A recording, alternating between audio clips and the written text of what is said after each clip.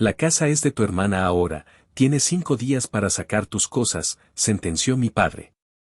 No discutí. Solo hice una llamada. Ahora, mis padres y mi hermana tienen 30 días para salir de mi casa. El aire de la noche del domingo en Monterrey siempre olía a final, una mezcla de carne asada recalentada y la inminente tiranía del despertador del lunes. Pero esa noche, en el comedor de la casa de mis padres, el aire no solo olía a final, sino a fin del mundo. Era un silencio denso, pesado, un silencio que se pegaba a la garganta como el humo. Me llamo Adalia, tengo 32 años y soy arquitecta. Durante toda mi vida, esa casa había sido mi universo, las 4 paredes que contenían cada risa, cada lágrima, cada sacrificio silencioso. Mi madre, Griselda, empujaba un trozo de aguacate por su plato con el tenedor, creando surcos verdes en la cerámica blanca. Su mirada estaba perdida ahí, como si en ese aguacate se encontraran todas las respuestas que no se atrevía a darme. Mi padre, Porfirio, presidía la mesa desde la cabecera, como un rey en su trono de madera. Su espalda, rígida, su rostro, una máscara de autoridad impenetrable que yo había aprendido a leer y a temer desde que era una niña. Yo estaba sentada frente a él, sintiendo el peso de su juicio cayendo sobre mí como una lluvia helada. Siempre era así. Mis logros, mis proyectos, los edificios que ayudaba a levantar por toda la ciudad, no eran más que anécdotas extrañas para él, un eco lejano de un mundo que no entendía y, por lo tanto, despreciaba. Para él, yo seguía siendo la hija soltera, la que se había quedado, la pieza funcional pero sin brillo de su rompecabezas familiar. La viga de carga que sostiene la casa, pero que nadie admira. Finalmente, Porfirio dejó caer sus cubiertos sobre el plato. El estruendo metálico resonó en la habitación como un disparo, haciendo que mi madre diera un respingo. Mi corazón, que ya latía con una ansiosa cautela, dio un vuelco doloroso. Sabía que el veredicto estaba a punto de llegar. Brisa llamó hoy, dijo. Su voz grave y autoritaria llenó cada rincón del silencio. Brisa. Mi hermana mayor. La reina exiliada en Houston. La hija dorada, cuyo nombre siempre se pronunciaba en esta casa con una mezcla de orgullo y reverencia casi divina. Vuelve a casa, continuó mi padre, mirándome por primera vez esa noche. Sus ojos eran como 2 trozos de carbón, fríos y duros. Ella y su esposo han decidido que es tiempo de sentar cabeza en México. Mi madre asintió débilmente, sin atreverse a levantar la vista. Qué bueno, murmuró, pero su voz sonó hueca, vacía. Un nudo de hielo comenzó a formarse en mi estómago. ¿Vuelve a vivir aquí?, pregunté, esforzándome por mantener mi voz neutral, por no delatar el pánico que empezaba a trepar por mi garganta. Porfirio me lanzó una mirada que podría haber congelado el magma. Era una mirada que decía, ¿cómo te atreves a cuestionar lo obvio? ¿Cómo te atreves a existir en un espacio que ya no te pertenece? Luego, golpeó la mesa con la palma abierta de su mano. El sonido fue seco, violento, un gesto de poder que nos había hecho encogernos a mi madre y a mí desde que tengo memoria. Los vasos vibraron, el agua dentro de ellos temblando como mis entrañas. Se acabó, rugió, y las palabras me golpearon con la fuerza de un ladrillo. Tu hermana Brisa vuelve. Necesita su espacio. La casa es de tu hermana ahora. Hizo una pausa, saboreando el poder, disfrutando de mi rostro petrificado. Tienes 5 días para sacar tus cosas y largarte. El mundo se detuvo. El zumbido en mis oídos ahogó el latido frenético de mi propio corazón. Las palabras flotaron en el aire, venenosas e irreales. Busqué con la mirada a mi madre, suplicando en silencio una pizca de apoyo, una señal de protesta, algo. No encontré nada. Sus hombros estaban encogidos, su rostro pálido era el de una extraña. Era cómplice en su silencio, una cobarde. 5 días. En 5 días, mi vida entera, mis recuerdos, mis sacrificios, el dinero, el sudor, todo sería borrado para hacerle espacio a la hija pródiga. La que llamaba en Navidad y en los cumpleaños. La que nunca había aportado un solo peso, pero que se llevaba todo el amor. No lloré. No grité. No le di esa satisfacción. Una extraña calma, fría y afilada como el filo de un bisturí, se apoderó de mí. Levanté la vista y miré a mi padre directamente a los ojos.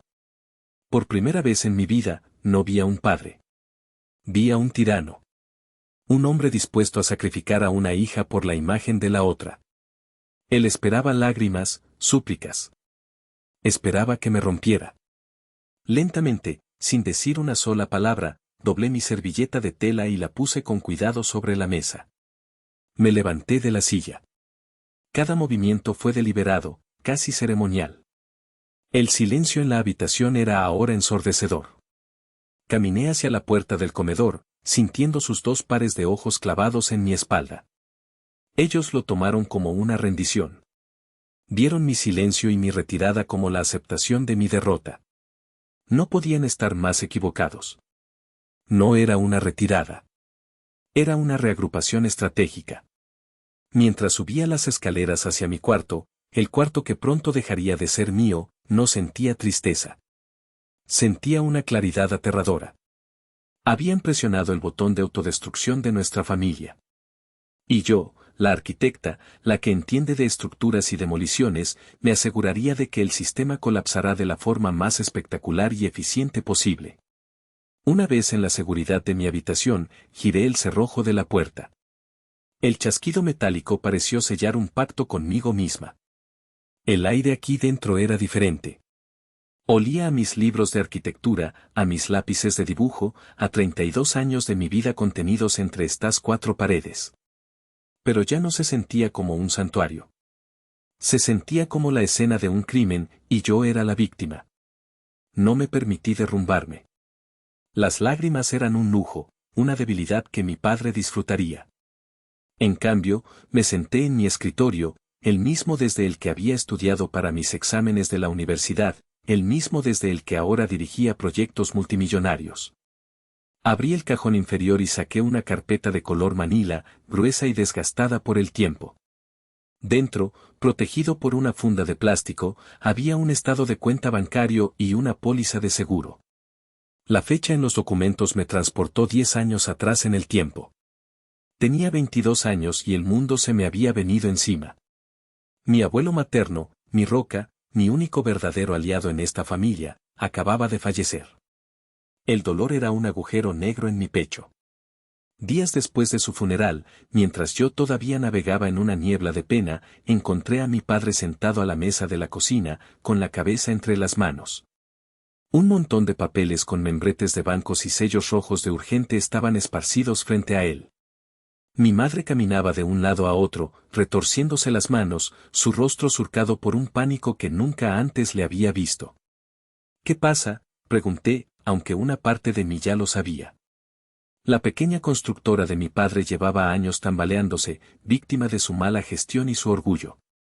El banco, susurró mi madre, su voz rota. Nos van a quitar la casa, Adalia. El embargo es en 30 días. Porfirio no levantó la cabeza. Su orgullo, normalmente tan grande e imponente, se había desinflado. Verlo así, tan vulnerable, me rompió el corazón. A pesar de todo, era mi padre, y esa era mi casa, la única que había conocido. No podía permitir que se perdiera. Esa noche no dormí. Abrí mi laptop y miré el estado de cuenta de la herencia de mi abuelo. Él, en su infinita sabiduría, me había dejado a mí el seguro de vida. Para que construyas tus sueños, mi pequeña arquitecta, me había dicho una vez. La cifra era considerable, 2,5 millones de pesos. Era mi futuro, mi independencia, mi oportunidad de empezar de cero, lejos de esa atmósfera opresiva. Era el cimiento sobre el cual planeaba construir mi propia vida. Pero mientras miraba los rostros desesperados de mis padres, vi esos cimientos desmoronarse. Al día siguiente, sin decirles nada, fui al banco. Me senté frente a un ejecutivo y, con el corazón en un puño y el alma en pedazos, liquidé el total de la deuda hipotecaria. 2,5 millones de pesos. El fruto del trabajo de toda la vida de mi abuelo, mi boleto a la libertad. Se fue todo en una sola transferencia. Cuando llegué a casa con el documento que certificaba que la casa estaba libre de deudas, la reacción de mis padres fue de un alivio casi violento. Mi madre lloró y me abrazó tan fuerte que casi me asfixia. Mi padre, por primera vez en años, me miró con algo que parecía orgullo. Puso su mano pesada y callosa en mi hombro. Hiciste lo correcto, hija, dijo, su voz ronca por la emoción contenida. Salvaste el patrimonio de la familia. Esta casa, su alma, siempre será tuya. Creí en sus palabras. Me aferré a ellas como un náufrago a una tabla. Creí que finalmente había comprado mi lugar en su corazón, que mi valor había sido reconocido. Creí que mi sacrificio significaba algo. Qué ingenua fui. La gratitud, descubrí esa noche, 10 años después, tiene una fecha de caducidad muy corta. Y la mía había expirado. Habían tomado mi sacrificio, el último regalo de mi abuelo, y lo habían pisoteado para alfombrar el camino de regreso de mi hermana. Mis ojos se apartaron de la vieja carpeta y se posaron en la pared de mi habitación, en una fina grieta que corría cerca del techo, una imperfección que solo yo notaba. Era el fantasma de la gran gotera del año pasado, otra cicatriz en el museo de mi dolor familiar. El recuerdo era tan vívido que casi podía escuchar el sonido rítmico y enloquecedor del agua cayendo en una cubeta que puse en medio del pasillo. Fue durante la temporada de lluvias. Una tormenta bíblica azotó Monterrey y el techo, viejo y sin mantenimiento, finalmente cedió. Mis padres entraron en pánico. El agua amenazaba con dañar los muebles, el piso, todo. Llamé a varios contratistas. Las cotizaciones para impermeabilizar y reparar el techo eran altísimas. 50, 60 mil pesos. Mis padres no tenían el dinero. Yo tampoco. No en ese momento. Mi sueldo, aunque bueno, se iba casi en su totalidad en los gastos de la casa, el supermercado, los servicios, el predial, las medicinas de mi madre, los caprichos de mi padre. Vivía al día, financiando su comodidad a costa de mi propia capacidad de ahorro. Esa misma semana, mis padres me abordaron en la cocina. Mi madre evitaba mi mirada, mientras mi padre adoptaba su tono de asunto de negocios familiar. Hija, necesitamos que nos prestes algo de lana, dijo mi padre. Es para algo urgente e importante. ¿Es para el techo?, pregunté, esperanzada. Mi madre intervino rápidamente, con una sonrisa nerviosa. Sí, claro, para la casa. Tú sabes, siempre hay algo que arreglar. Les di lo que pidieron, casi todo lo que tenía en mi cuenta, pensando que por fin estaban asumiendo la responsabilidad. Pensé que mi dinero iría a proteger el mismo techo bajo el que todos vivíamos. 2 días después, la verdad me abofeteó a través de la pantalla de mi celular. Brisa había subido una nueva serie de fotos a Instagram. Estaba en Houston, posando junto a un coche convertible de lujo, color blanco perla, con un enorme moño rojo en el capó. Se veía radiante, perfecta, como siempre. El pie de foto decía, gracias a los mejores papás del mundo por el increíble regalo de cumpleaños adelantado. Son los mejores. Almohadilla Blessed, almohadilla Family First, almohadilla New Car. El aire se me fue de los pulmones. Sentí una náusea helada recorrer mi cuerpo. El dinero. Mi dinero. No fue para el techo. Fue para el coche de Brisa. Ese fin de semana, mientras mis padres hablaban por teléfono con ella, sus risas resonando por toda la casa mientras escuchaban sus planes para ir a un viñedo en Napa, yo estaba subida en una escalera. Con ropa vieja manchada de pintura, aplicando yo misma el sellador en el techo. Aprendí viendo tutoriales en YouTube.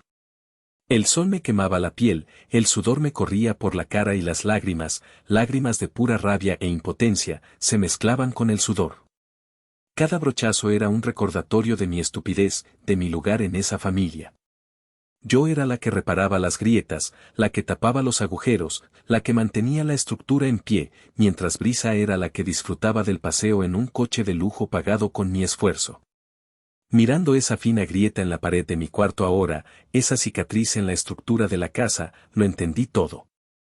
No fue un descuido, no fue una serie de malas decisiones. Fue un patrón. Un sistema deliberado de abuso y explotación. Yo era la mula de carga y Brisa era el trofeo. Mis padres no eran víctimas de las circunstancias, eran los arquitectos de mi miseria. El dolor en mi pecho, un dolor sordo que había vivido conmigo durante años, se transmutó. Se solidificó en algo duro, pesado y oscuro. Una resolución. Mi mirada vagó por la habitación, un espacio que era más un reflejo de mis obligaciones que de mi personalidad. Y entonces mis ojos se detuvieron en un pequeño cuadro colgado en la pared, uno que había sobrevivido a todas las purgas y remodelaciones. Era un dibujo. Un plano torpe y desproporcionado de una casa, hecho con crayones de cera cuando tenía 8 años. Tenía una chimenea chueca, ventanas de diferentes tamaños y un sol sonriente en una esquina. Lo había guardado todos estos años por una razón. Era el ancla de mi único recuerdo verdaderamente feliz con mi padre. Él, en ese entonces, todavía tenía su pequeña constructora. A veces me llevaba a las obras y yo me sentía en la cima del mundo, rodeada del olor a cemento fresco y madera cortada. Una tarde, le mostré mi dibujo con un orgullo infantil que casi me hacía estallar el pecho. Esperaba una palmadita en la cabeza, un qué bonito, hija. Pero él hizo algo diferente. Me sentó en sus rodillas, que olían a trabajo y a tabaco. Tomó mi dibujo con una seriedad que me hizo sentir importante. Con un lápiz de carpintero, empezó a señalar cosas. Mira, dijo, su voz más suave de lo que la recordaría después, esta viga no puede sostener este techo. Necesitaríamos un soporte aquí. Y esta ventana es muy grande para este muro, comprometería la estructura. No me estaba corrigiendo, me estaba enseñando. Por un instante, no fui su hija, fui su aprendiz. Al final, me devolvió el dibujo, despeinó mi cabello y dijo las palabras que se convirtieron en el motor secreto de toda mi vida. Tienes talento, mi pequeña arquitecta. Mi pequeña arquitecta. Esa frase. Esa maldita y hermosa frase. Estudié arquitectura por ella. Me desvelé noches enteras por ella. Soporté su indiferencia, su desprecio, sus favoritismos, todo por la vana y estúpida esperanza de volver a escucharla. De volver a ver esa chispa de orgullo en sus ojos. De que me viera a mí, a Dalia, y no solo a la hija funcional que pagaba las cuentas. Cada vez que pagaba una factura, una parte de mí susurraba, quizás ahora lo vea. Cada vez que resolvía un problema que él no podía, pensaba, quizás ahora se dé cuenta. Cada sacrificio era una ofrenda en el altar de un Dios que había dejado de escuchar hacía mucho tiempo. La sentencia de esa noche en el comedor no solo me había echado de la casa. Había tomado ese recuerdo, mi único y preciado recuerdo dorado, y lo había hecho añicos. Lo había pisoteado con la misma bota con la que aplastaba mis logros. El hombre que me llamó mi pequeña arquitecta estaba muerto. En su lugar había un extraño, un tirano que veía mi éxito no como un motivo de orgullo, sino como un recurso a explotar. Mi amor por la arquitectura nació de él, pero él había corrompido su misma esencia. Yo construía cosas para que duraran, para que fueran seguras, para que albergaran vidas.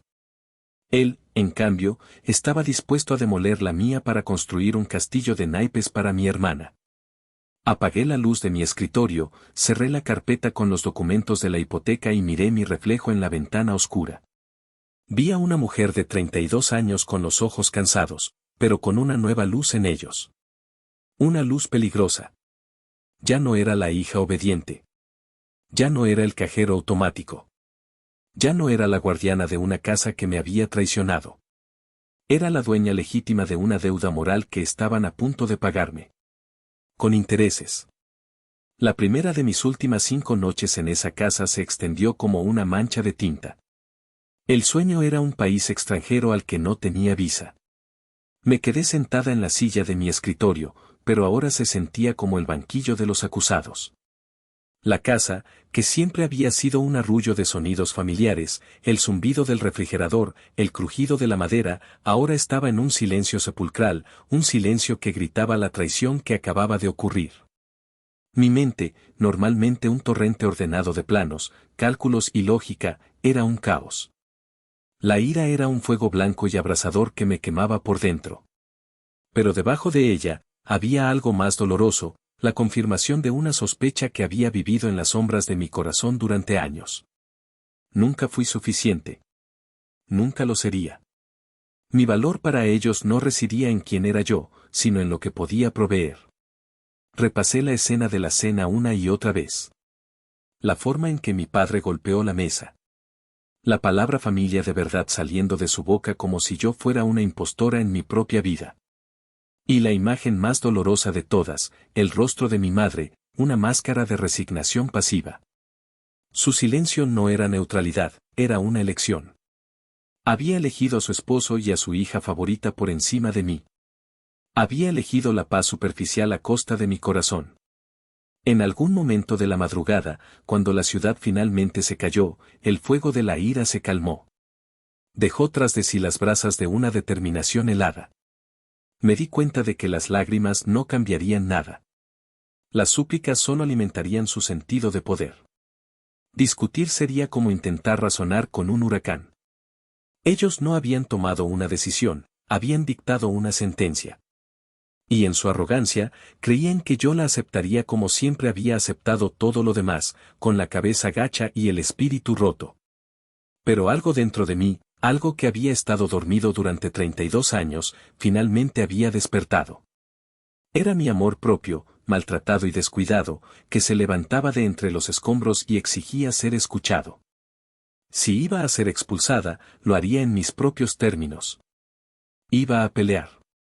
Pero no a su manera, no con gritos y dramas.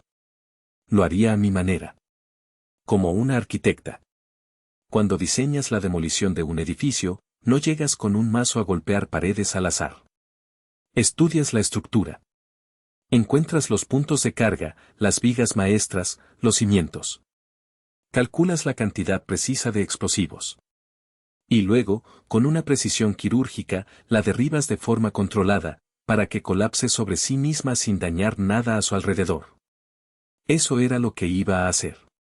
Iba a realizar una demolición controlada de la estructura podrida que ellos llamaban familia. Y lo haría con lógica, con precisión y con la ley de mi lado. Miré mi reflejo en la ventana oscura. La mujer que me devolvía la mirada ya no era la misma de ayer. Sus ojos ya no tenían esa súplica perpetua por aprobación. Tenían el brillo duro y pulido del acero. Ya no era su pequeña arquitecta. Era la ingeniera de su demolición. Cuando los primeros rayos del alba tiñeron el cielo de Monterrey de un gris pálido, la decisión ya estaba tomada. Tomé mi teléfono. Mis dedos no temblaban. Busqué el contacto que sabía que necesitaba. La única persona en el mundo que entendería la mezcla de furia y pragmatismo que sentía. La única persona que no me diría perdona y olvida o la familia es primero. El teléfono sonó 3 veces antes de que una voz somnolienta, pero instantáneamente alerta, respondiera. Adalia, ¿estás bien? Son las 6 de la mañana. Era Itzel. Mi mejor amiga desde la universidad. Nos habíamos conocido en una clase de estructuras avanzadas y nos unió nuestra mutua aversión a la estupidez. Mientras yo seguí el camino del diseño, ella tomó el de la ley, convirtiéndose en una de las abogadas litigantes más temidas de la ciudad. Era brillante, despiadada y ferozmente leal. Hola, Itzel. Perdón por la hora, dije. Mi voz sonaba extrañamente calmada, como la de un piloto reportando una emergencia en medio de una turbulencia. Necesito contratarte. Y necesito que sea rápido. Hubo una pausa en la línea. Pude oír cómo se sentaba en la cama, el sonido de las sábanas al moverse. El tono somnoliento desapareció por completo, reemplazado por una alerta profesional. ¿Qué pasó? ¿Estás en problemas? Tomé una respiración profunda, el aire frío de la mañana llenando mis pulmones. Una pequeña y amarga sonrisa se dibujó en mis labios. Yo no, respondí. Pero ellos sí. Cruzaron la última línea, Itzel. Café la parroquia. En 1 hora, dijo sin dudar. Y tráelo todo. Colgué. El juego había cambiado. Ya no era su peón. A partir de ese momento, yo era la que movía las piezas. El café estaba casi vacío a esa hora temprana. El aroma a café recién molido y pan dulce normalmente me reconfortaría, pero esa mañana solo servía para acentuar el sabor amargo que tenía en la boca. Itzel ya estaba allí, en nuestra mesa de siempre. Tenía una taza de café negro y una libreta legal abierta frente a ella. Su rostro, normalmente animado y lleno de humor sarcástico, era una máscara de concentración. Me senté y, sin preámbulos, le conté todo. Las palabras salieron de mí en un torrente controlado, sin lágrimas, solo hechos. La cena. El ultimátum de los 5 días. La historia de la hipoteca y el seguro de vida de mi abuelo. El coche de brisa y el techo que reparé yo misma. Cada humillación, cada sacrificio, cada peso. Mientras hablaba, Itzel no decía nada. Solo tomaba notas, su pluma volando sobre el papel. De vez en cuando asentía, una pequeña y brusca inclinación de la cabeza. Cuando terminé, se reclinó en su silla y me miró fijamente. Sus ojos oscuros ardían con una furia vicaria. Son unos monstruos, dijo finalmente. Su voz era un siseo bajo. Unos monstruos egoístas y calculadores. Pero Adalia, la indignación moral no gana casos en los tribunales. Necesitamos armas. Evidencia. Cada recibo, cada transferencia bancaria, cada maldito clavo que pagaste. Lo tengo todo, respondí. Soy metódica. Tengo carpetas digitales con todo escaneado y organizado por fecha. Una sonrisa depredadora asomó en los labios de Itzel. Esa es mi chica. Bien. Legalmente, la casa está a su nombre. Moralmente, te deben un infierno. Pero legalmente, pueden echarte. A menos que haya algo más. Algún acuerdo por escrito, algún documento. Negué con la cabeza, una punzada de desesperación me atravesó. No. Solo su palabra. La promesa de mi padre de que la casa sería mía. La palabra de Porfirio vale menos que un billete de 3 pesos, escupió Itzel. Necesitamos algo sólido. Se quedó pensativa, tamborileando con los dedos sobre la mesa. Fue entonces cuando las palabras de mi tío resonaron en mi cabeza. Espera, dije, interrumpiendo los pensamientos de Itzel. Hay algo más. Mi tío Fermín. Le conté a Itzel la extraña conversación que tuve con el hermano menor de mi padre en el funeral de mi abuelo, 10 años atrás. Fermín siempre había sido la oveja negra de la familia, un artista bohemio que chocaba constantemente con la mentalidad rígida y materialista de Porfirio. Pero a mí siempre me había tratado con un cariño genuino. Tu abuelo te adoraba, Adalia, me había dicho ese día, sus ojos tristes. Siempre decía que eras la única que había heredado su alma trabajadora. Nunca confió en Porfirio con el dinero. Nunca. Dijo que se aseguraría de protegerte.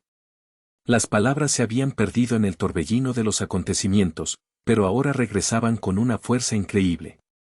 Llámale, ordenó Itzel. Saqué mi teléfono y con un impulso busqué su número. Hacía meses que no hablaba con él. Contestó al segundo tono, su voz cálida y un poco ronca. Adalia, sobrina. ¡Qué milagro! Hola, tío. Necesito preguntarte algo importante. Es sobre el abuelo. Le conté de la forma más resumida y neutral que pude lo que estaba pasando.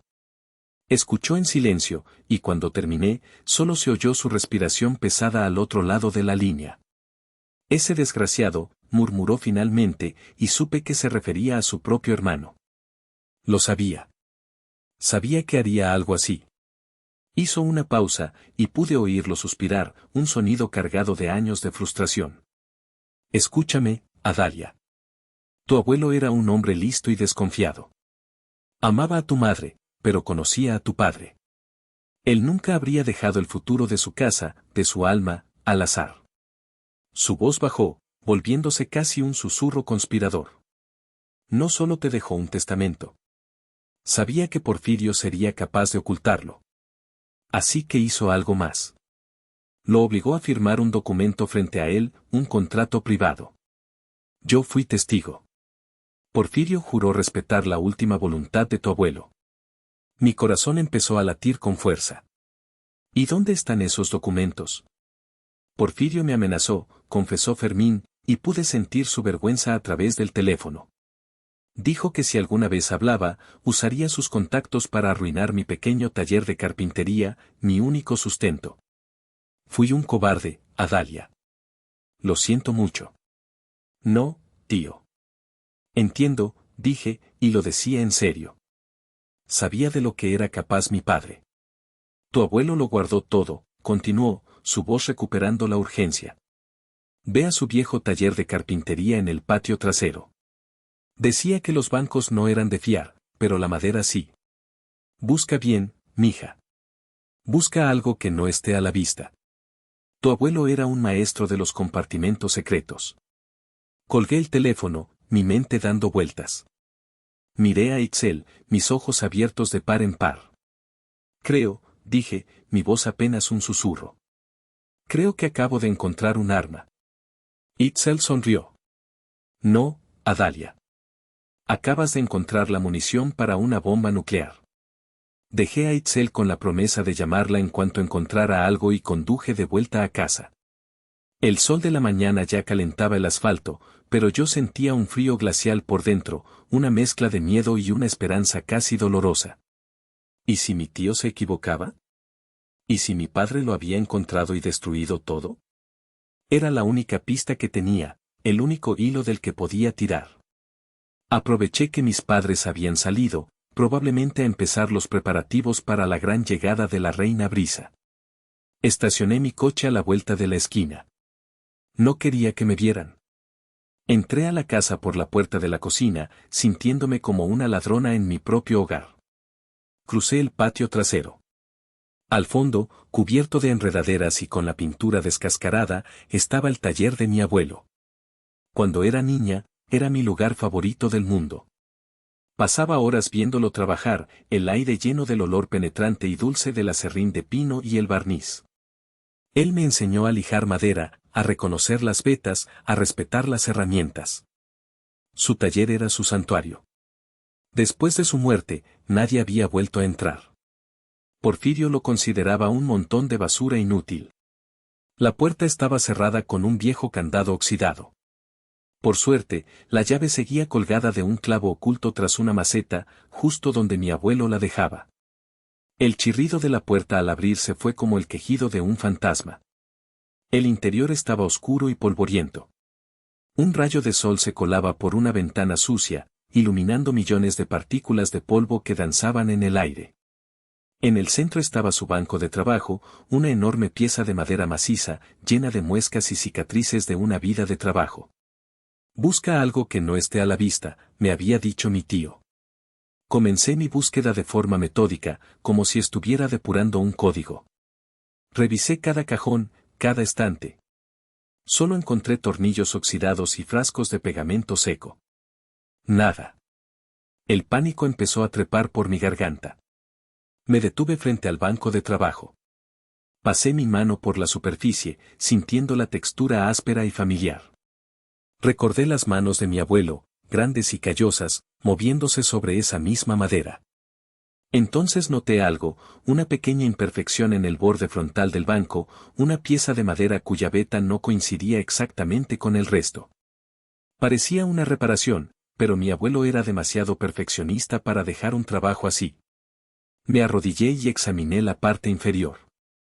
Mis dedos recorrieron la madera hasta que encontraron un pequeño resorte oculto. Lo presioné. Con un suave clic, la pieza de madera que había notado se soltó. No era una reparación, era la tapa de un compartimento secreto. Mi corazón martillaba contra mis costillas. Con los dedos temblorosos, metí la mano en el hueco. Sentí el frío del metal. Saqué una pequeña caja de caudales, de color verde oscuro y con los bordes desgastados. No tenía cerradura. Se abría con un pequeño pestillo. Me senté en el suelo polvoriento del taller con la caja sobre mi regazo. Por un momento dudé. El contenido de esa caja podía cambiarlo todo o podía aplastar mi última esperanza. Tomé una respiración profunda y levanté el pestillo. La tapa se abrió con un ligero gemido. Dentro, sobre un lecho de terciopelo descolorido, había un sobre grueso de papel manila. Lo abrí con un cuidado reverencial. Y dentro, estaba todo. Mi futuro. Mi justicia. Si estás disfrutando de esta historia de justicia y empoderamiento, te agradecería muchísimo que le dieras un like a este video. Te suscribieras al canal si aún no lo has hecho y me dejaras un comentario diciéndome desde qué ciudad del mundo me estás escuchando. Cada comentario y cada like ayudan a que esta historia llegue a más personas que quizás necesiten escucharla. Muchas gracias por tu increíble apoyo. Ahora, continuemos. Sentada en el suelo del taller de mi abuelo, con el olor a madera vieja y a justicia pendiente llenando mis pulmones, saqué los documentos del sobre. El primero era oficial, con sellos y firmas. Leí la primera línea, testamento público abierto. Mi respiración se atoró en mi garganta. Busqué el nombre del heredero, mis ojos escaneando el lenguaje legal hasta que lo encontraron. Lego la totalidad de mis bienes presentes y futuros, incluyendo la propiedad ubicada en la dirección de mi casa, a mi nieta Adalia, mis apellidos, a quien nombro como única y universal heredera. Única y universal heredera. Leí la frase una y otra vez. Las palabras bailaban frente a mis ojos. La casa era mía. Siempre lo había sido. Mis padres no me estaban echando de su casa, me estaban echando de mi casa. Habían ocultado el testamento, habían cometido un fraude, habían permitido que invirtiera una fortuna, la herencia de mi abuelo, en una propiedad que ya me pertenecía.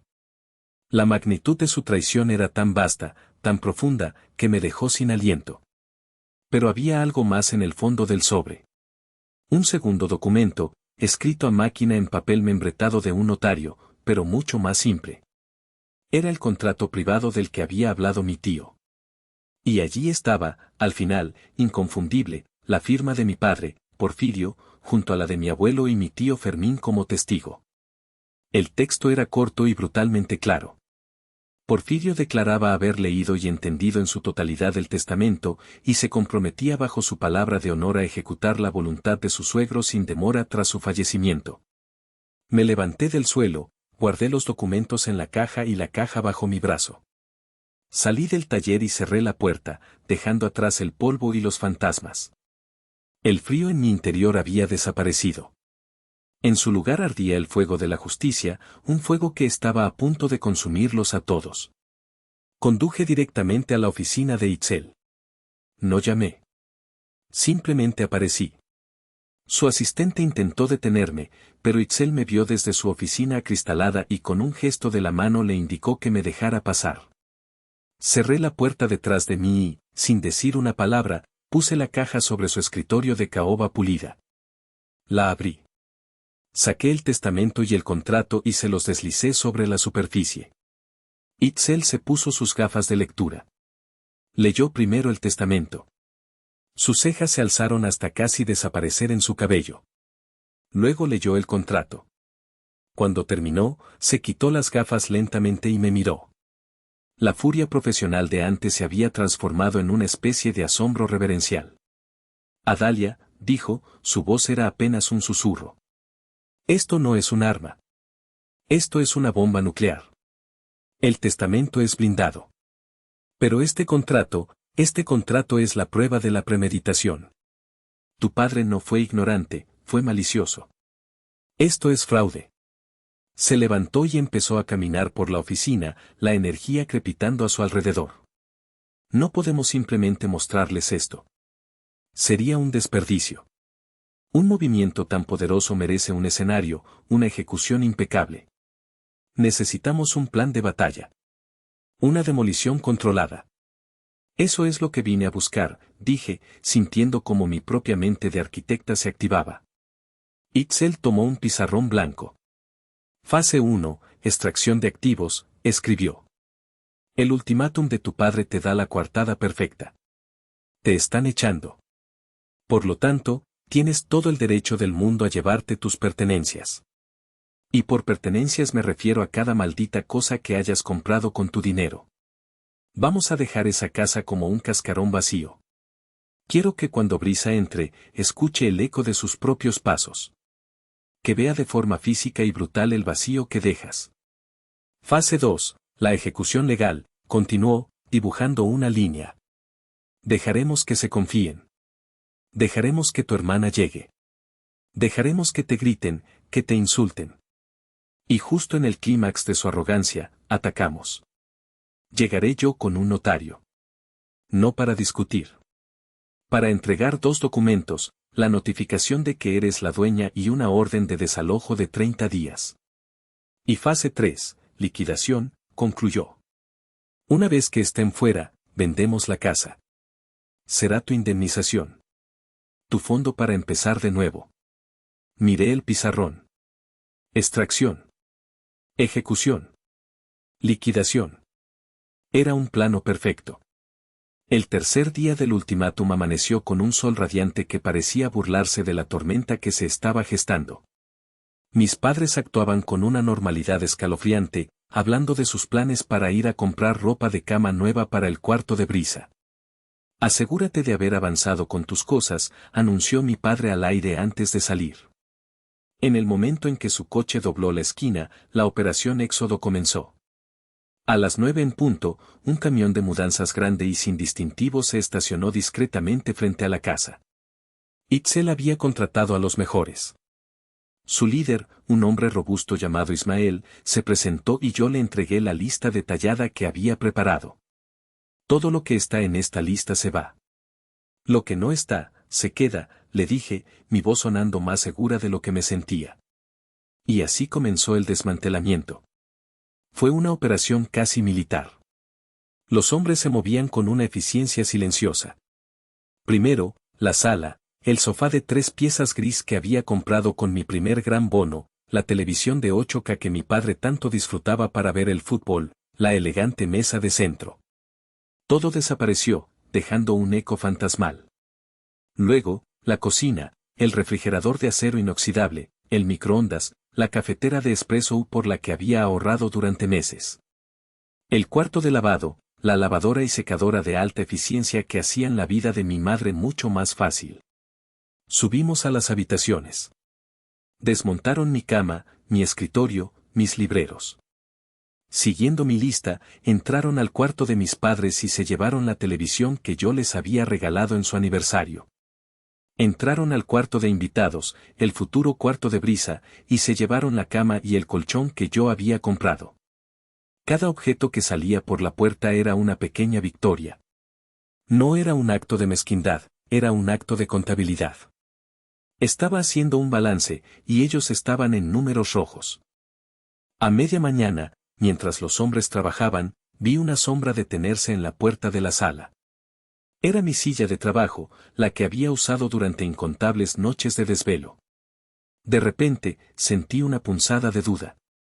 Recordé una noche, años atrás, cuando mi padre tuvo un terrible dolor de espalda y se sentó en esa silla.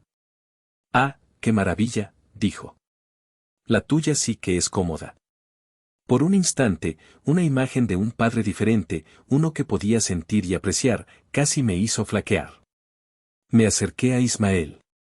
«Esa silla, déjenla», dije en voz baja. Pero entonces, recordé su rostro en la cena, frío, despiadado. Recordé el coche de Brisa. La herencia de mi abuelo. La duda se evaporó, reemplazada por una resolución fría. «No, olvídalo», dije, mi voz firme de nuevo. «Llévensela. Está en la lista». Para el mediodía, la casa estaba irreconocible. Las habitaciones se veían enormes y vacías. El silencio ya no era opresivo, era el sonido del vacío, un lienzo en blanco. Firmé los papeles, le di una generosa propina al equipo y vi cómo el camión se alejaba, llevándose consigo mi pasado. Me quedé sola en medio de la sala vacía. La trampa estaba puesta. Ahora solo tenía que esperar. El cuarto día fue el más difícil. La espera. Pasé la tarde sentada en el suelo de la sala vacía, con la espalda apoyada contra la pared desnuda. El tiempo se arrastraba. Cada coche que pasaba por la calle hacía que mi corazón diera un vuelco. Tenía la caja con los documentos a mi lado, mi única compañía. Brisa se suponía que llegaría al día siguiente, pero algo me decía que no esperaría. Su impaciencia y su sentido de merecimiento eran legendarios. Y tuve razón. A eso de las 6 de la tarde, justo cuando el cielo empezaba a teñirse de naranja, un taxi se detuvo frente a la casa. Mi corazón se detuvo con él. Vi a mi hermana bajar del coche. Se veía exactamente como en sus fotos de Instagram, un vestido de verano caro, gafas de sol de diseñador y un aura de superioridad que se podía sentir desde el otro lado de la calle. La vi pagar al taxista, tomar su maleta de diseño y caminar hacia la puerta con la confianza de una reina regresando a su castillo. Metió su llave en la cerradura. La puerta se abrió y entró. Me quedé inmóvil, observando desde mi posición en el suelo. Primero hubo silencio. Luego, un jadeo de incredulidad. Hola, su voz resonó en el espacio vacío, insegura por primera vez. ¿Mamá? ¿Papá? Dejó caer su maleta. El sonido sordo retumbó en la casa silenciosa. Sus tacones resonaron en el piso de madera mientras caminaba hacia la sala. Se detuvo en seco en el umbral, sus ojos, ahora sin las gafas de sol, abiertos como platos. Su mirada recorrió las paredes desnudas, el espacio donde debería estar el sofá, el lugar vacío donde colgaba la televisión. Su boca se abrió y se cerró un par de veces, como un pez fuera del agua. Finalmente, sus ojos me encontraron, sentada en el suelo en la penumbra. Adalia, siseó, su voz una mezcla de confusión y furia. ¿Qué demonios es esto? ¿Dónde están las cosas? ¿Nos robaron? Me levanté lentamente, desempolvándome los pantalones. Me enfrenté a ella, sintiéndome extrañamente tranquila. Hola, Brisa. Bienvenida a casa, dije, mi voz era pura calma. No, no nos robaron. Entonces, ¿dónde está todo?, exigió, dando un paso hacia mí. El sofá, la tele de papá. Crucé los brazos sobre mi pecho. Me los llevé. Brisa parpadeó, procesando mis palabras. Una risa corta e incrédula escapó de sus labios. ¿Qué? ¿Te los llevaste? ¿Por qué harías algo así? ¿Te volviste loca? No, no me volví loca, respondí, mi voz tan fría como el hielo. Papá me dio 5 días para sacar mis cosas. Eso es exactamente lo que hice. Me llevé mis cosas. La comprensión finalmente amaneció en su rostro, seguida de una ola de furia que le enrojeció el cuello. Tus cosas. Nada aquí es tuyo, Adalia. Esta es la casa de la familia. Ahora es mi casa. No tenías derecho a llevarte nada. Ahí es donde te equivocas, dije, dando un paso hacia ella. Pagué por ese sofá con mi bono. Pagué por esa televisión con mi aguinaldo. Pagué por el refrigerador, la lavadora, las camas, las cortinas. Pagué por todo lo que ya no está aquí. Tú, por otro lado, la escaneé de arriba abajo, no has contribuido ni con un centavo. Nunca. Su rostro se contorsionó en una máscara de indignación. ¿Te atreves a echarme en cara el dinero? Siempre has sido así, tan mezquina. Mamá y papá me eligieron a mí por una razón, porque yo sí tengo una vida, una familia. Sus palabras, que antes me habrían destrozado, ahora rebotaban en mi nueva armadura de indiferencia. Disfruta tu casa, entonces, dije, haciendo un gesto hacia la habitación vacía. El resto es todo tuyo. Disfruta las paredes. Si quieres un lugar donde sentarte, ve y cómpralo tú misma. Brisa temblaba de rabia. Sacó su teléfono. Eres una víbora. Voy a llamar a mis papás. Ellos van a ponerte en tu lugar. Estás acabada, Adalia. Acabada. Me encogí de hombros, recargándome contra la pared. Adelante, llámalos. Diles que la reina ha llegado y que el castillo está vacío. El sonido del coche de mi padre frenando bruscamente en la entrada fue la señal. Unos segundos después, la puerta principal se abrió de golpe. Porfirio entró primero, su rostro congestionado por la furia. Mi madre venía detrás, pálida y con los ojos desorbitados. ¿Qué significa esto?, rugió mi padre, su voz retumbando en la casa vacía. Su mirada pasó de Brisa, que corrió a su lado como una niña asustada, a mí, que seguía de pie, inmóvil, en el centro de la sala. El papá, se llevó todo, sollozó Brisa, aferrándose a su brazo. Dejó la casa pelona, dijo que eran sus cosas. Los ojos de mi padre se clavaron en mí. Avanzó, su cuerpo grande y amenazante. Por un instante, un escalofrío de miedo infantil me recorrió. ¿Tú hiciste esto?, preguntó, su voz un gruñido bajo y peligroso. Sí, respondí, mi voz sorprendentemente firme. ¿Con qué derecho? Con el derecho que me da haberlo pagado todo, repliqué, levantando la barbilla. Fue la gota que derramó el vaso. Su rostro se transformó. Vi su mano levantarse. Su intención era clara. Iba a pegarme.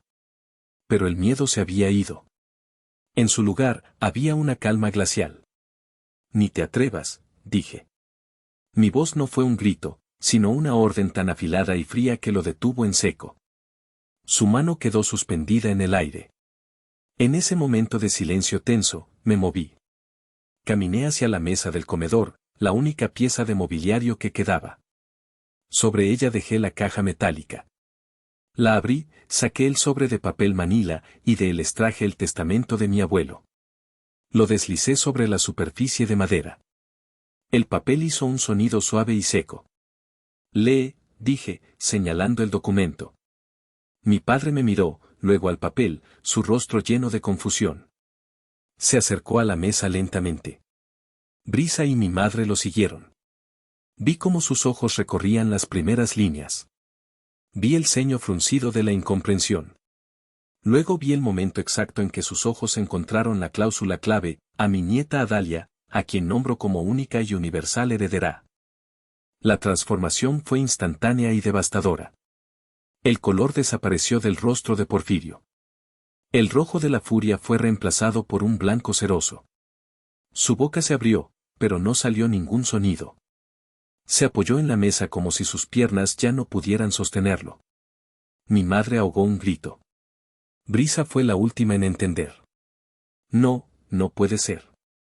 Es falso, balbuceó. No es falso, Brisa, dije. Y hay más. Saqué el segundo documento, el contrato privado, y lo puse junto al testamento. Supongo que tu firma aquí también es falsa, papá. El rostro de Porfirio se descompuso. La comprensión, la culpa y el pánico puro luchaban en sus facciones. Estaba atrapado. Justo en ese momento, como si hubiera sido perfectamente coreografiado, sonó el timbre. Fui a abrir la puerta. Era Itzel, impecable en su traje sastre, y un hombre mayor con un portafolio a quien presentó como el notario público. Entraron a la sala. Buenas tardes, dijo Itzel, su voz clara y autoritaria. Estoy aquí como la representante legal de la señorita Adalia, la legítima propietaria de este inmueble. Se acercó a mis padres, que seguían paralizados, y les entregó un fajo de papeles. Esta es una notificación formal. Tienen 30 días naturales para desalojar la propiedad. Luego se giró hacia Brisa con una mirada de puro desdén. Y usted no tiene absolutamente ningún derecho legal a estar aquí. Le sugiero que se retire de inmediato. El juicio había terminado. El veredicto había sido dictado. Mi padre me miró, y en sus ojos ya no había ira, solo una pregunta desesperada y silenciosa, ¿por qué? Me preguntaste con qué derecho, le respondí, mi voz finalmente quebrándose, no por tristeza, sino por el peso de 32 años de injusticia. Con el derecho que me dio mi abuelo. Y con el derecho que me quitaste el día que dejaste de verme como tu hija y empezaste a verme como una inversión. Esa noche me quedé en un hotel. Apagué mi teléfono. Al día siguiente, lo encendí y encontré un aluvión de llamadas perdidas y mensajes. Pero había un correo electrónico de mi madre, con el asunto, por favor, lee esto. Dudé, pero lo abrí. Era un desastre de súplicas y excusas. Pero en medio del caos, estaba la verdad, la pieza final del rompecabezas. Hija, tienes que entender. No sabíamos qué más hacer. A Brisa las cosas no le han ido bien en Estados Unidos. Su esposo perdió su trabajo. Invirtieron mal su dinero. Están en bancarrota, Adalia. Estaban a punto de perderlo todo. Ahí estaba la verdad detrás de su crueldad.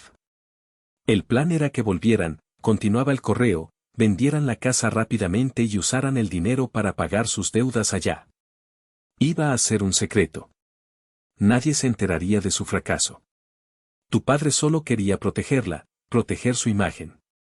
Pensamos que tú lo entenderías, que te sacrificarías por tu hermana como siempre lo has hecho.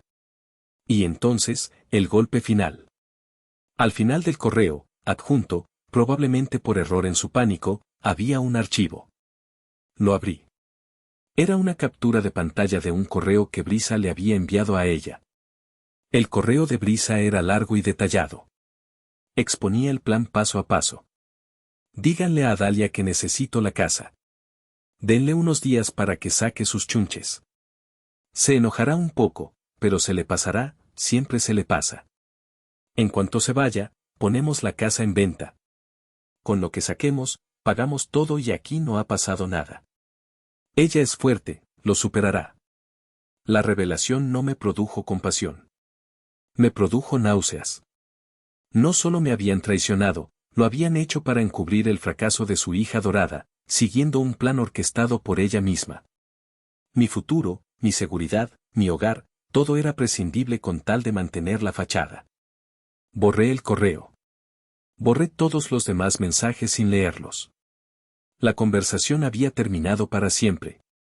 En los días siguientes, recibí llamadas de mi tía Carmen y mi primo Tadeo, los monos voladores. Adalia, estás destruyendo a la familia por una casa, dijo mi tía. Tía, respondí con una calma que la desarmó, la sangre no te da derecho a envenenar el agua que bebo. Adiós. Y colgué. Bloqueé sus números, uno por uno. Estaba construyendo un muro, no para mantenerlos fuera, sino para mantenerme a mí misma a salvo dentro. Fiel a su palabra, Itzel se movió con la velocidad de un tiburón. La casa se vendió en menos de 2 semanas por una suma que superaba mis expectativas. El día que se cumplió el plazo, mis padres se fueron en un pequeño camión de mudanzas. No sentí alegría, solo el cierre de un capítulo doloroso. Lo primero que hice fue llamar a mi tío Fermín y lo invité a comer al mejor restaurante de la ciudad. Le conté todo. Al final, insistí en darle una parte del dinero. Para que construyas el estudio de arte con el que siempre has soñado, le dije. El abuelo lo hubiera querido así. Han pasado 6 meses. Estoy escribiendo esto desde el balcón de mi nuevo penthouse en San Pedro Garza García.